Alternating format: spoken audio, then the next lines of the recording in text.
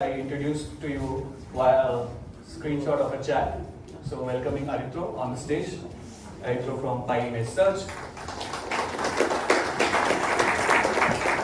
And I mentioned to you the person who designed the logo of TFUG Kolkata, the first logo, Ritwik from PyImageSearch. So over to you, Aritra and Ritwik.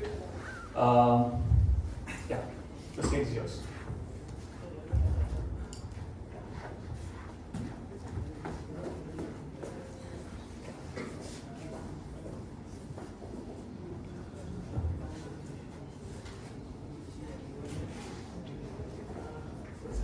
Hello everyone. Hey. Let's get some highs. Hellos. Hi. So the title of our talk is Keras philosophy, and we are going to be co-presenting. We are not sure how this works, so please forgive us if we are stumbling across here or falling down. And hello to all of you, because you turned up here on a Sunday morning, something which I probably wouldn't have done in my undergrad days. But great to see you all here. And the first chapter, the first TFUG Kolkata meetup happened in this university, so it's a full circle moment for me and everyone who was present there during that time.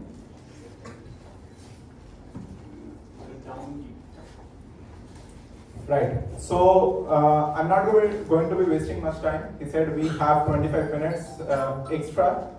I don't believe him, so I will rush forward with my pointers, just for the sake of having everyone on the same page.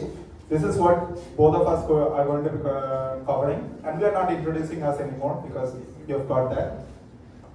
I'm going to be laying it down very simply for beginners. Okay, why Keras is needed, what is Keras, how do you use it, and Aritra is going to then talk about the future of Keras, or something called Keras Code that Avish already mentioned. And fun fact, he contributed to the release of that. So who else, right?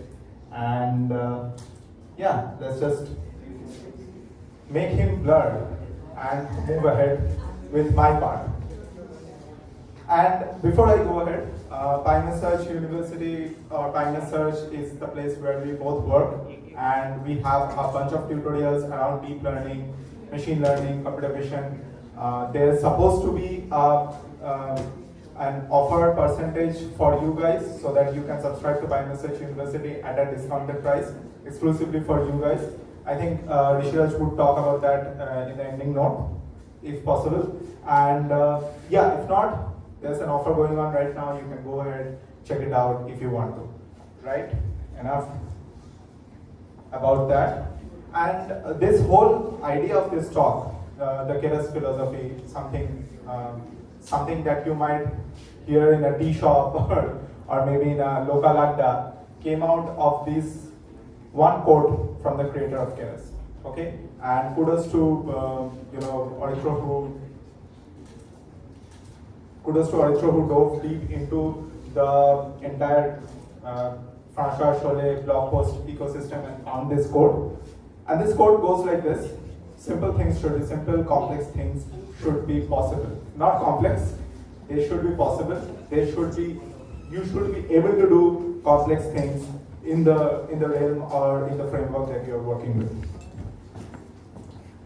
So I'd like to propose here, or at least we all know this, that deep learning, in its essence, if we boil it down to very simplistic terms, it can be just matrix manipulation, right? And I'm not saying that this is all that deep learning is, because that would be, I think, blasphemous at this stage. But you can, express this equation, and that would be the core of most deep learning architectures, right? Because you are in fact approximating a function and you are doing matrix manipulation in them. So if deep learning is just matrix manipulation and we are using our custom knobs and turners, which is our weights and biases in this equation, to approximate y from x, how do we handle that in code? And actually doing that using TensorFlow or Keras is pretty simple. As you can see on the left, right, yeah, sorry, right on your screen. And you can simply translate that equation to code with, basic 2 or 3 lines of code. But what happens is, once you start approximating y from your x, you obviously don't get, a GPT-5 level model at the first go. You eventually arrive at an error. Okay, say suppose you are trying to classify dogs and cats, and your model comes up with something called raccoons. Not possible if you don't have raccoons in the labels, but yeah, something like that. You will arrive at an error. And what do you do with that error? You go back and tell your model, hey, you screwed up, you made some mistakes, and so you have to tune your parameters. You have to tune the weights and biases. So that's something called updating, right? You have to kind of update the weights and biases of your model, and you have to do it manually. Just checking. How many of you are with me? You have to do it manually? No? Any other ways to do it? Why can't we do it manually? Time consuming? Yeah, makes sense. Because actually what we are doing when we are updating is this. We are calculating the differentiation of loss, like delta loss with respect to delta weights. So how much of an error we have actually made with respect to how much changes we have done in the weights. And we won't be doing it manually because we don't like differentiation, right? Right? No.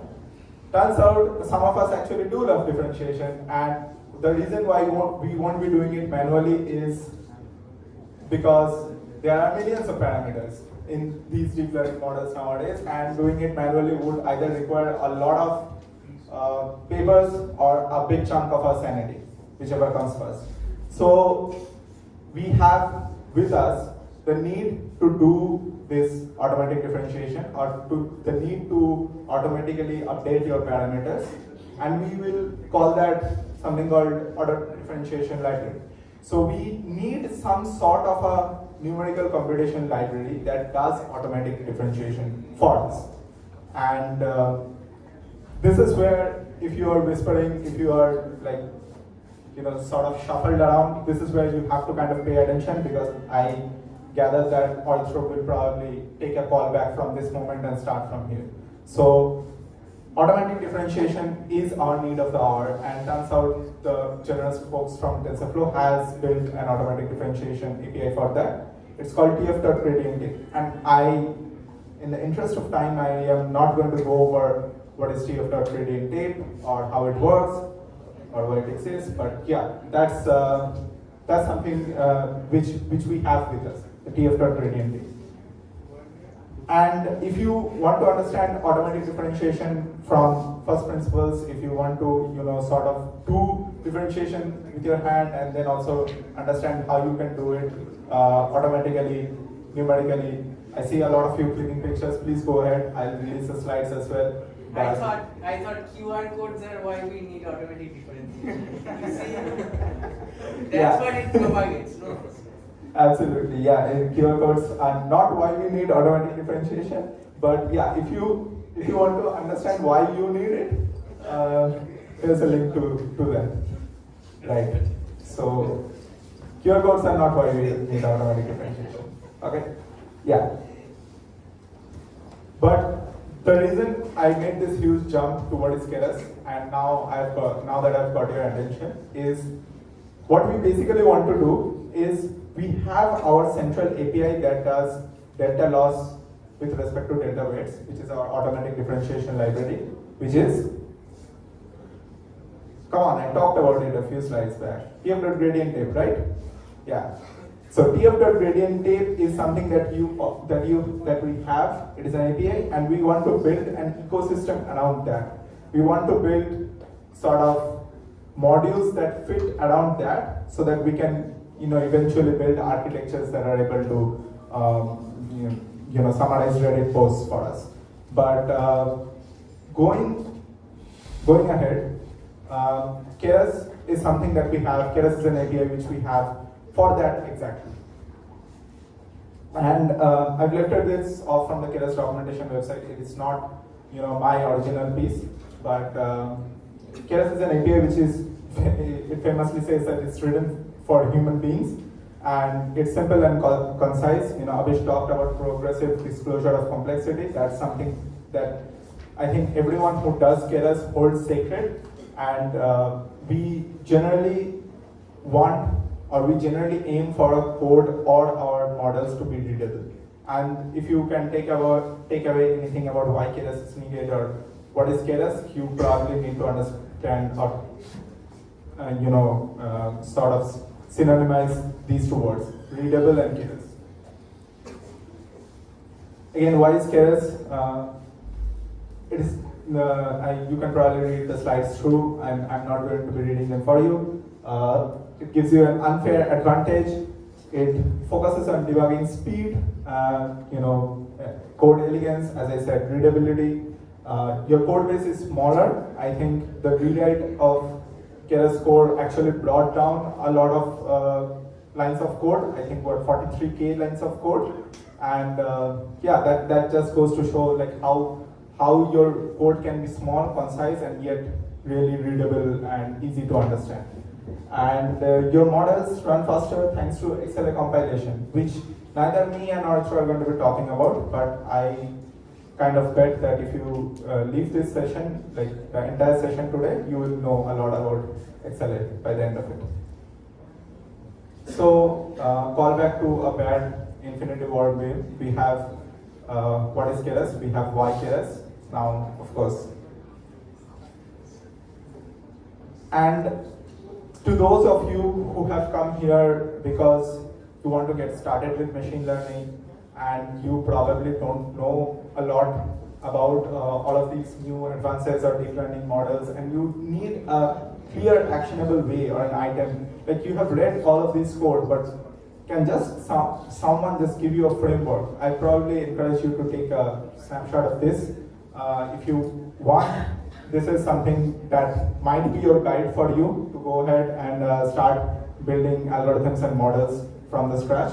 Do not worry, I'll be talking through all of these steps as I go ahead, so that when I'm done, you probably have a pretty good idea of what are the steps you need to follow.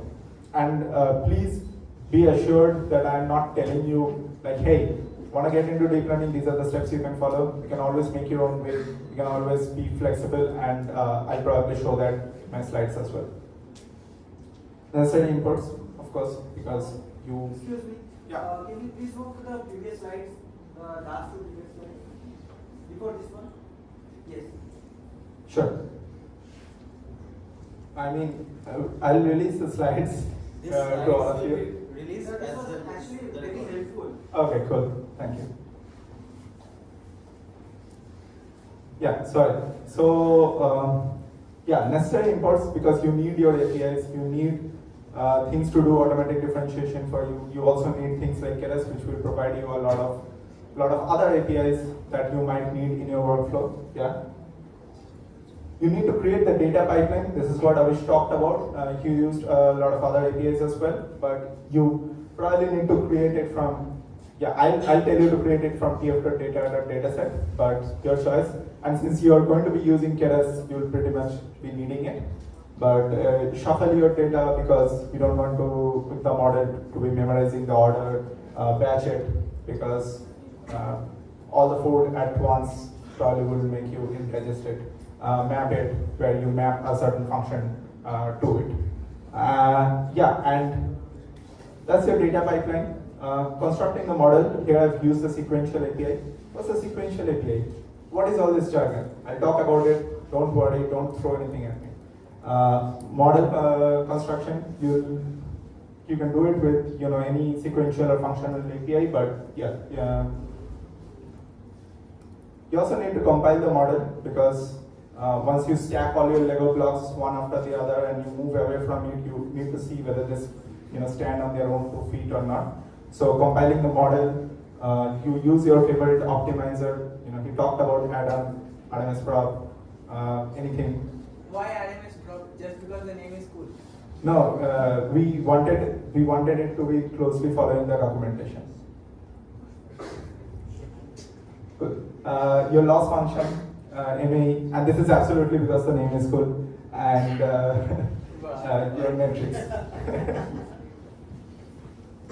And finally, you also need to train your model.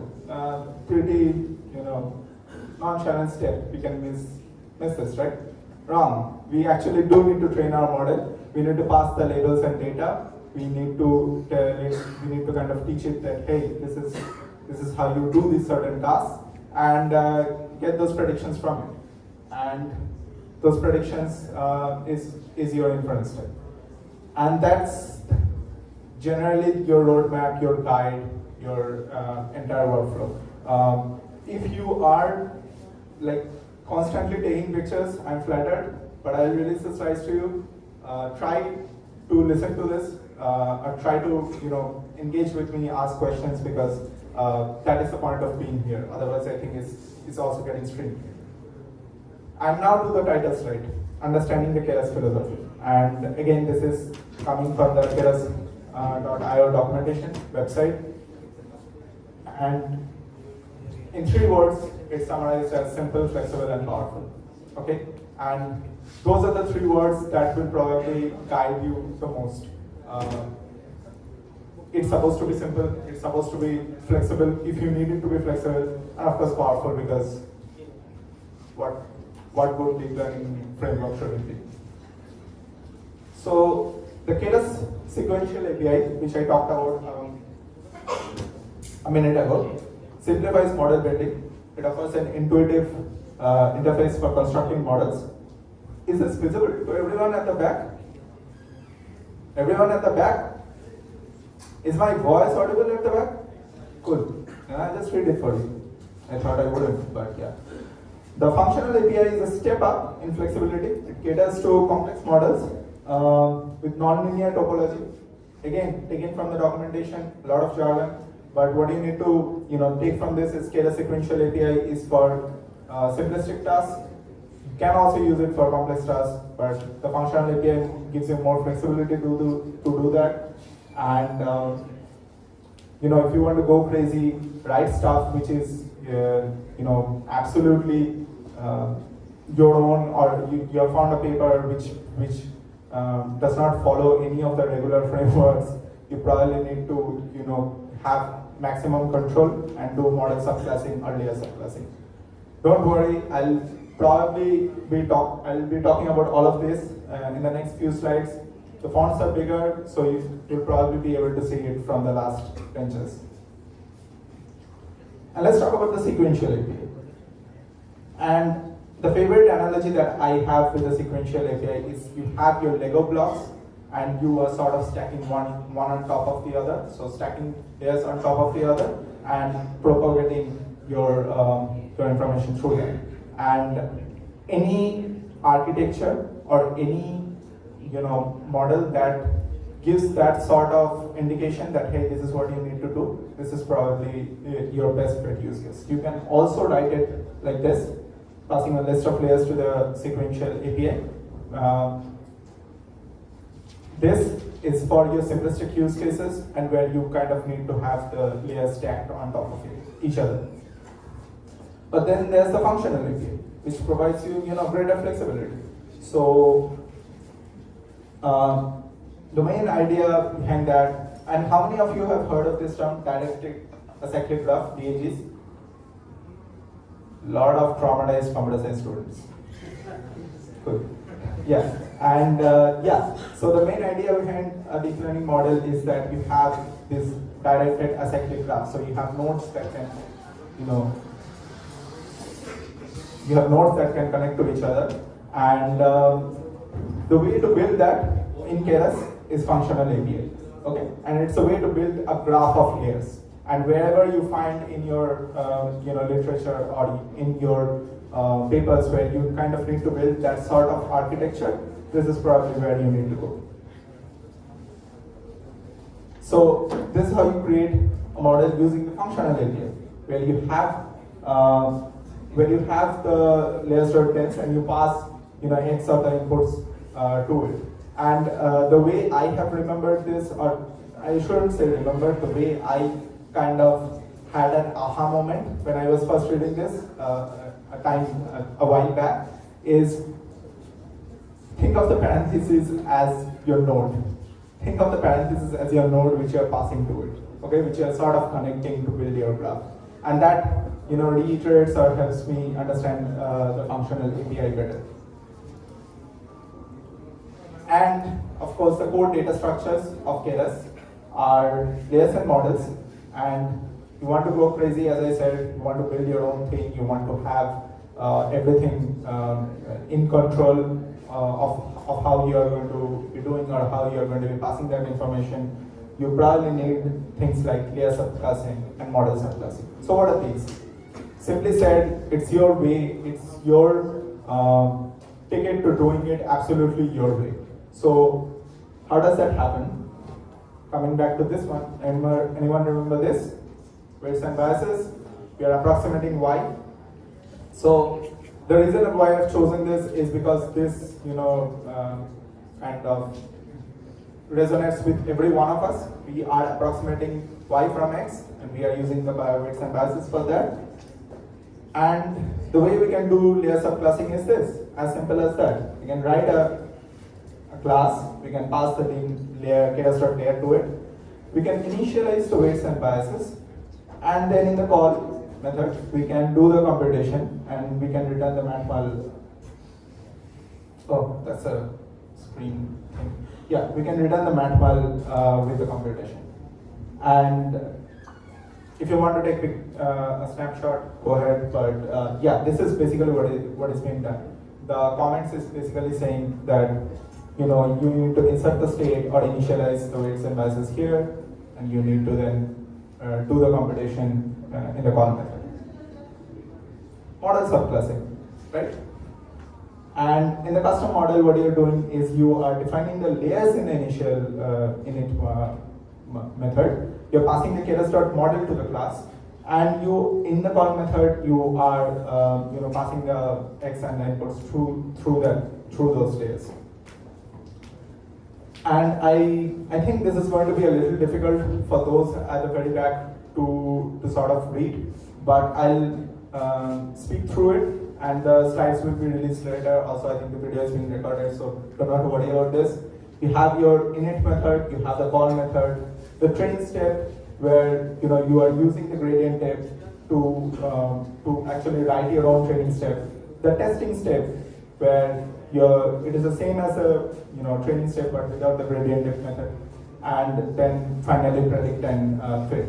And fit, you could have also used model.fit, but you're writing your own fit method to have better control of whatever you want to write or the architecture that you want to build. Sorry about that. And that's the philosophy. Okay, simple, flexible, and powerful. Sequential gives you the ability to build simplistic structures and architectures that are really simple at the core. Functional API allows you to do it in a more flexible manner, and of course powerful because you have the ability to do model subclassing or layer subclassing. So before I ask my questions, I'd like to ask all of you if you have any questions. Right, go ahead.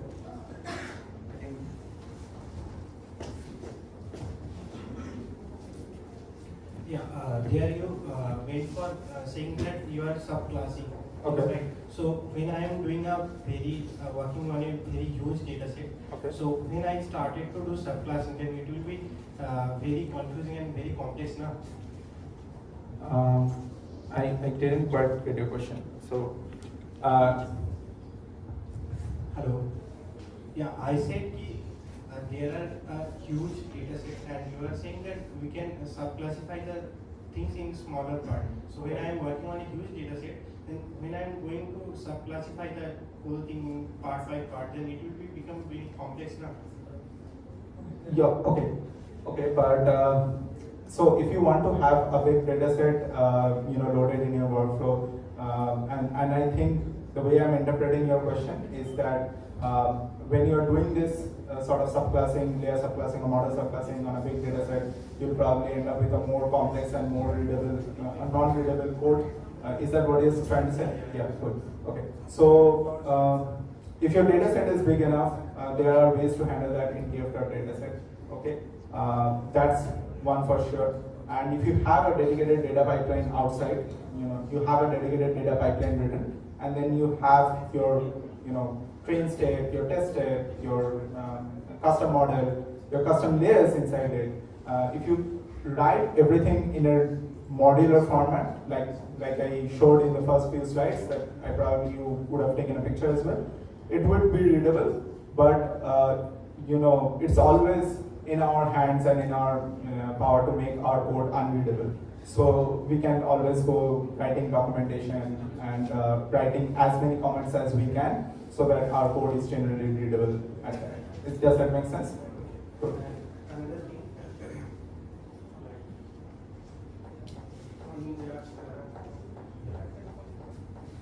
In that slide, when you are using that star KWARGs, why I'm using that star KWARGs? Quads.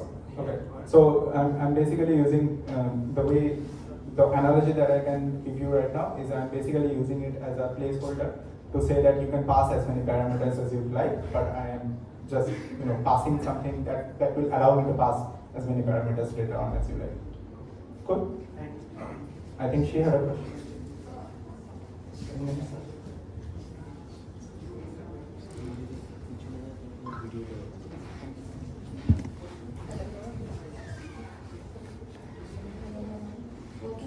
I can hear you. I'll repeat your question. Okay, sure. If you can elaborate more on models of classing. Cool. Absolutely. This slide works? Or should I go back from here?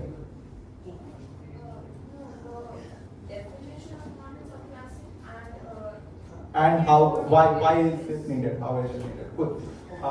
Thank you for that, because that lets me know that I was really going through it in a good manner. Yeah, model subclassing is basically when you have moved on from layers, right? You have your custom layers now, but you need a custom model. You need a way to write this model that has been expressed in a literature or in a paper somewhere, okay? And whatever the framework that Keras gives you or TensorFlow gives you is not good enough for you because it's not in the way that you want it to be. So what can you do then? Yeah. So the thing that you can do right now is you can have a class which says custom model, and you can pass the Keras.model through it. Okay? And you can initialize your custom layers in the init model, and in the call method, you can pass the information through them. Okay? So the state is initialized here through the custom layers, and you will notice that the way this is written in the call method is using functionality. Okay? Because why? Because you have to have more flexibility, you have to kind of do it in your way. And then this thing, it's not supposed to be, just how custom model is defined or works, but it's actually giving you a roadmap or a structure of what the entire workflow will be looking like, right? So init and call is something that we have already covered in the previous slide. Is it okay right now? Yeah. The next is train step, because I told you in the first few moments of my presentation, if you can remember that, you have your TFUG gradient tape, right? And you have to build your ecosystem, or you have to build your structures around it, because that is doing the automatic differentiation for you. So train step uses the TFUG gradient tape in your own way. If you probably need to have your own train step written, this is where you need to do that. The test step is the same as train step, but here you don't need the gradient tape because you don't need automatic differentiation or updating of the laws in the testing step. And then finally predicting, because you do the model inference here, you kind of need to understand if your dog or cat classifier is telling it's a raccoon or not. And then you finally do model.fit. But instead of doing model.fit, you're saying, no, I need control over that as well, because we are control freaks. So you kind of write your own def fit method over there, and have a final hold on how you're fitting your entire custom model to your data set. Does that make it a little bit more clear? Okay, thank you.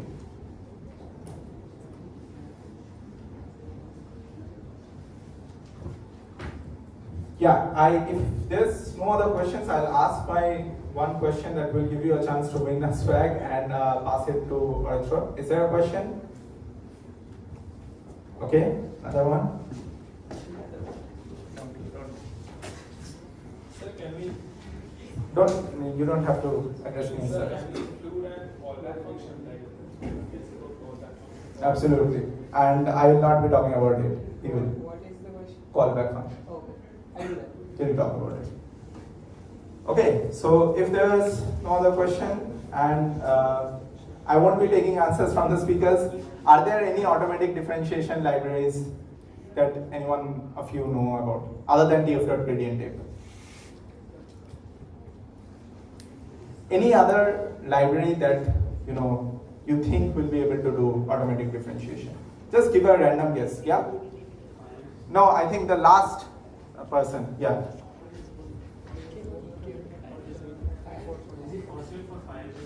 Firebase? I'm not sure. I'm not a Firebase guy. Yeah, no, PyTorch. Absolutely, yeah. Torch will allow you to do automatic differentiation, so you get, I don't know what he gets, but he gets something.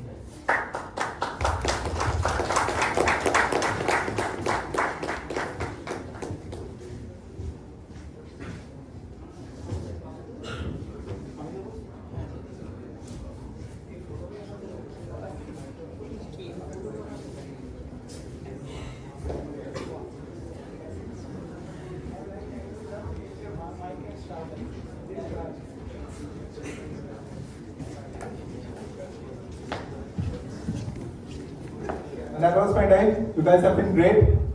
Switch to Keras as soon as possible.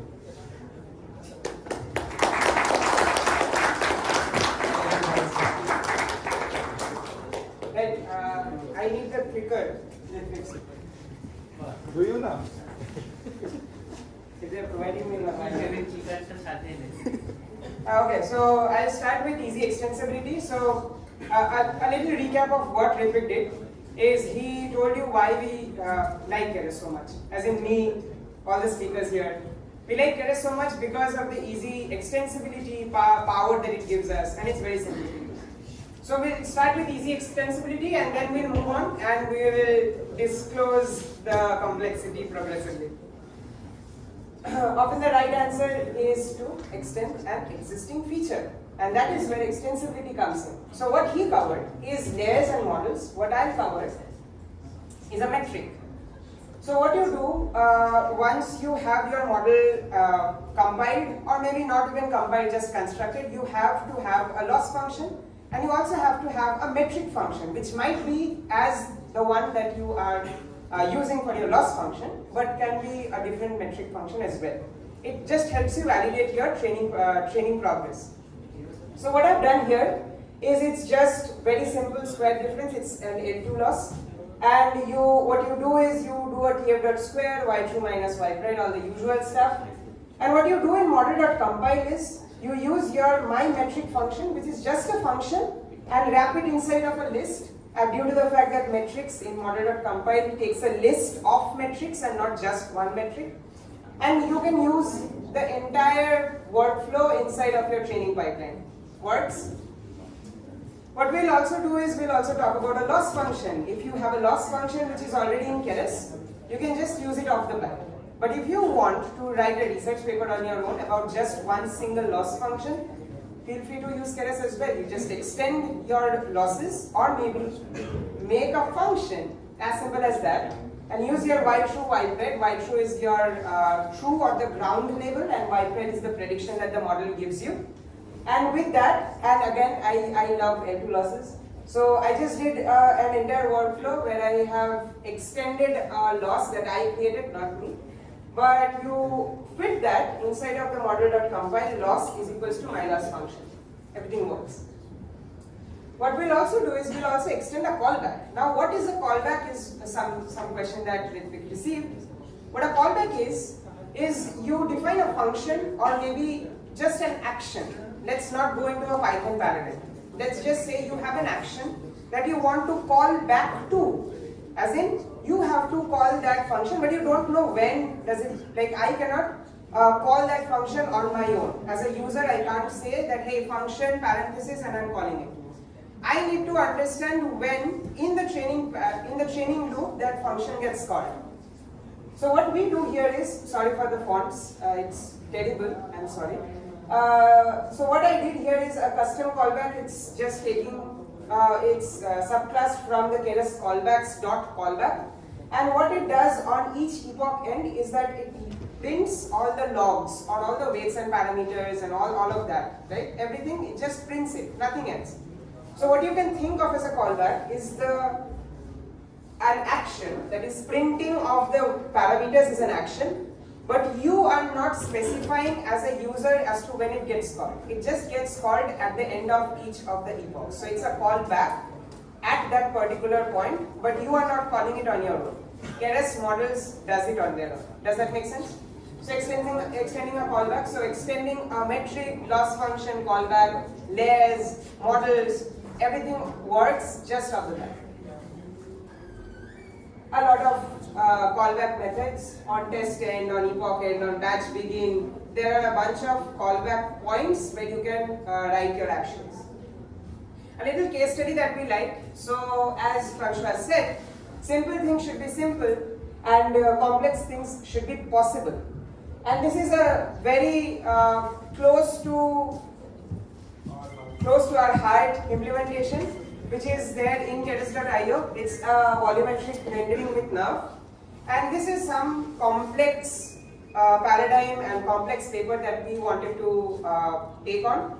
And we just did it with Keras. It's, I think, and don't quote me on that, it's maybe 500 lines of code, which tells you a lot about how Keras works. So you just have to initialize the data pipeline, you have to build your own model, and the model is a functional API model. So it's not even a model which has been subclassed with your TF.gradient tape and whatnot.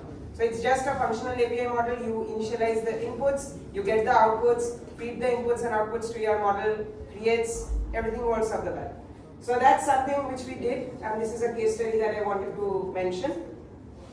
Moving on, this is the entire workflow. So encode position, get trace, render flat trace, blah blah blah blah blah. This entire template is what we used with our NERV example.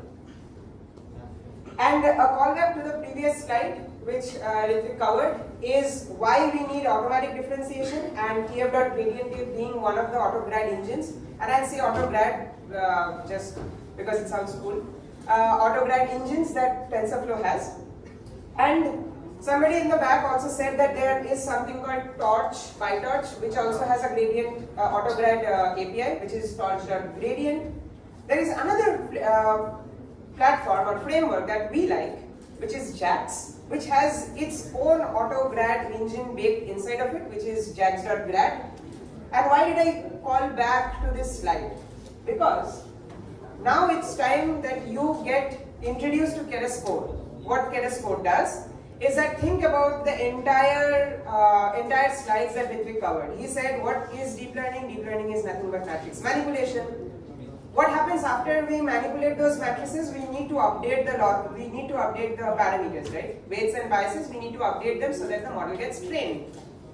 Now, for this updation to happen, we need an automatic gradient framework, automatic differentiation framework, which was covered in TensorFlow with gradient tape, PyTorch with gradient, and JAX with grad. Now, what happens if Keras does not only depend on TensorFlow's gradient engine, but also depends on all of the gradient engines that are there? Not all, but some of the most impactful ones, like Torch, like JAX. And that is where Keras code comes in. Keras code is a full rewrite of Keras. It supports multiple backends. So JAX, TensorFlow, Torch are the usual ones. NumPy is the one that I had worked on. It is an inference only, so NumPy backend is inference only. It does not have an AutoGrad engine on its own, so everything that you do with NumPy is just an inference time only and no gradients, unfortunately. And it's a drop-in replacement for TF.Keras. So people who already know about TF.Keras can just work with Keras code like right off the bat. They just have to replace the imports and everything works. And it works seamlessly with Keras NLP and CV. So as Avish mentioned about NLP, Keras NLP, there is this sibling repository that called Keras CV, which is computer vision focused. And both of these repositories, that is Keras NLP and CV, work which is based on top of Keras code. So everything is backend agnostic, is some term that we like to use. So backend is the TensorFlow, JAX, PyTorch, and the UI of deep learning is Keras now. What is Keras code? Again, not Keras code is not a QR. If you like to scan this QR, go ahead. This takes you to a PyImageSearch blog post on Keras code, which was reviewed by François Jolet.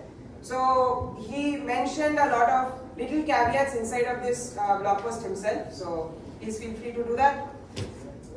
A rewrite of Keras, and it's a tweet from him, which tells you that the lines of code of Keras went from 135 K lines of code to just 43 K lines of code, and most of it was TF1 debt. So you don't have to understand TensorFlow 1. Thank God you don't have to understand TensorFlow 1. Everything works off the bat with TensorFlow 2, PyTorch, JAX, and think about it as a user interface to deep learning. Keras is not going to give you the power of automatic differentiation. You have to choose which backend you want to choose or you like, and Keras is just going to take the help of that backend and is going to give you all the goodies that you like. So extensibility, power, simple, less lines of code, everything comes in big. Yeah. So The name is coming up a lot. François. Who is François? oh, he's the creator of Keras. So François Jolet is the creator of Keras, and I hope you know him, because if you don't know him, please Google him out. Look for his blog posts, look for his examples, and also look for his books, of course, and also look for his code. If you can read François' code, you are not going to like anybody else's code. So that's something which I can particularly guarantee.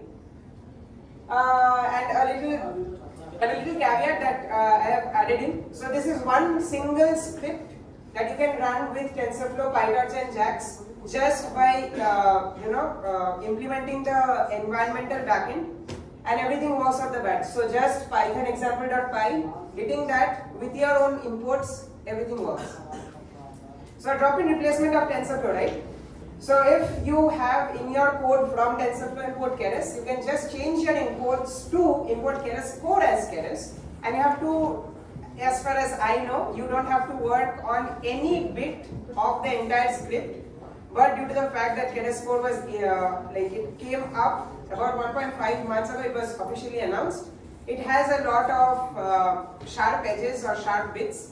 If you find a bug, please report it to github.com/KerasTeam/KerasCode, and we are very responsive. We, as in the Keras team, not me. Keras team is very responsive about every bug or PR that comes up.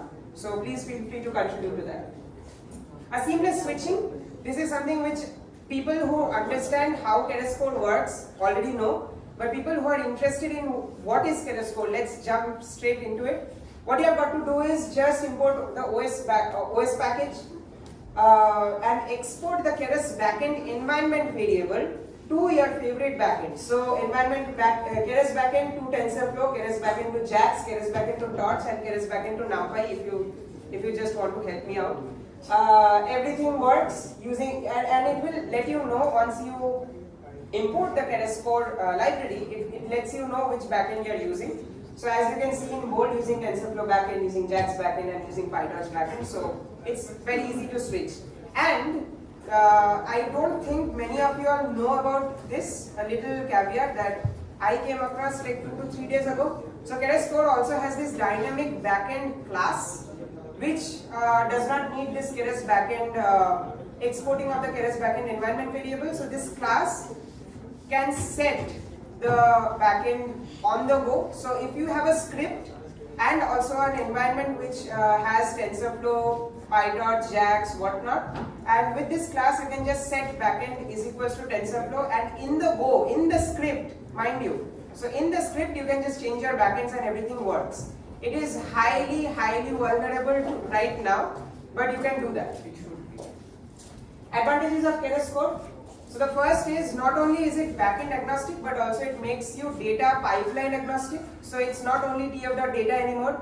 If you like PyTorch generators, data generators, if you like NumPy arrays, like me, if you like pandas data frames, if you like Py data sets, everything should work and is working. Like TF data just works, PyTorch generator, PyTorch data loader just works.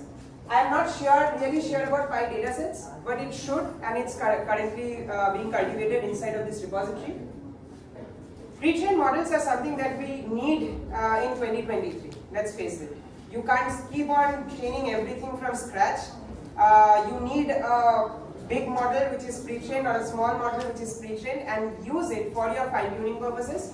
So what do I mean by pre-trained models is you have a big data set, you have a model that you want to train, and it turns out it is already trained by somebody in the research industry or just the industry, and you want to use that pre-trained model, not something that you train from scratch, pre-trained model into your workflow. So those are the pre-trained models, and you just can use it off the bat with using Keras NLP and Keras CV and also Keras applications, which is being slowly but steadily ported to these sibling repositories. So that is something which we can do with Keras code. So all these pre-trained models can be PyTorch models, can be JAX models, can be Keras models. Everything can be now imported into your workflows, which is backend agnostic again. And like Abhish said, and it's been thrown a lot in PRs and issues of the Keras team, progressive disclosure of complexity. So advantage of using Keras and Keras code, for that matter, is how you progressively disclose this complexity. And our slides are something which we based on top of this idea as to come up with something where people understand what deep learning is. So matrix manipulation, why we need automatic differentiation, so the updation of losses with respect to weights, and then you abstract away a lot of things or build on top of that. Like the foundation is matrix manipulation, the foundation is gradients, calculus, and then you build on top of it to an abstraction or a framework which is called Keras code. And you start simple, you customize as per your needs, and then you go from sequential, functional, subclassing and whatnot. This is a little interesting, and I think I have like 5 minutes to talk about it. So how many of you all have heard of the term JAX or the framework JAX? Hands, show of hands. Right. So what JAX is, JAX takes a very different paradigm in training, or maybe not even training. In the deep learning frameworks, all of the frameworks are object oriented, and JAX is not object oriented, it's pure state or functional paradigm. What does that mean? So with object oriented programming paradigm or OOP, you have states, and the function that you write or the classes that you write hold these states and change these states inside of the classes, right? Are you with me? Yes? No? With me? Now what JAX does, or pure state functions or functional paradigm does, is that they don't care about states. The functions do not care about states, and they cannot manipulate the states on their own. So you need to provide a state to this function. The function will manipulate the state and give you the state again. So there are no side effects, and this may come as a lot of jargons that I am throwing at you. But remember these words, and please, I beg of you, go home, think about what functional programming is, or even research it. You will find that it's very beautiful when once it kind of you imbibe the entire analogy of pure state, what is stateless, what is stateful, what is pure state. So just to cut things very short, TensorFlow, PyTorch, stateful. That is, it already has states and it can manipulate the states on its own. JAX, not so much. You have to provide it state. You have to call a stateless function, and the states are going to be manipulated inside of this function. you're also going to be thrown in this manipulated state, and you can use it on your own. So why did I blabber so much about states and all that? Think about the ideation of Keras code now. Keras code not only talks about TensorFlow and PyTorch, which are stateful, but also talks about JAX, which is stateless. And with this stateless paradigm, every layer, every class, every callback, every metric has this stateless API now. There is this addition of this stateless API to make the entire workflow of Keras independent of state, and also helps you work with JAX more often than not. Right? Does that make sense, or do you want me to go repeat it again? Yes? No? Just get over with it. And then we come to distributed training. So what you can do with Keras code is that you can use the usual EF.distribute strategies. You can use the torch data distributed parallel strategies. You can also use JAX's PMAP strategy, and you can distribute all your Keras code models onto different devices, and everything works. And with that, I close my talk with some references and acknowledgements. So we will be sharing the slides. So just one little thing that I wanted to mention is code examples about Keras developer guides. Everybody knows. Notes to myself on software engineering. This is written by François Chollet himself, dated around 2017. It's a Medium blog post. I highly let you know that it's something which you should be reading. If you like software engineering, if you like the ideation of how software should be built, this is something which you have to go to. And with that, again, a call back to PyImageSearch and dot summary of the entire thing would be, why do we need Keras? The Keras philosophy, easy extensibility, case study, and a lot about Keras code. So with that, I close. Thank you so much.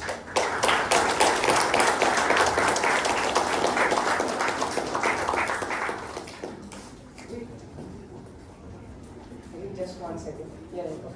Oh yeah, that is something which I had forgotten. So another questionnaire. Let me think. What is the version of Keras that is currently there? I'm kidding now. How many of you have heard about JAX? Again, a raise of hands. How would you maybe do a gradient of a function in JAX? Right? Right. And how do you also, so say for example, there is a function that you want to do an automatic differentiation of, you do JAX grad, that's good. Now you also have a loss coming out of this function, you also need the gradients and the loss. What is the function that you now do?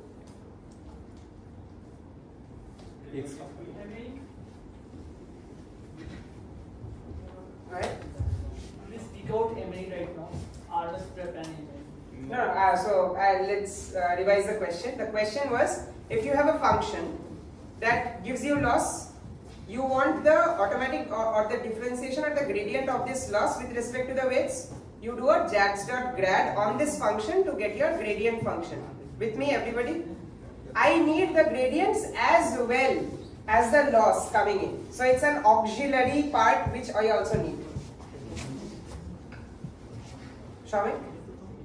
Jax.hello, Does he get a yeah? give it to the person who said Jax. Oh, the pink T-shirt. No, you, yeah, Jax.grad, yeah. He got the Jax.grad at least, so I think he should be getting that.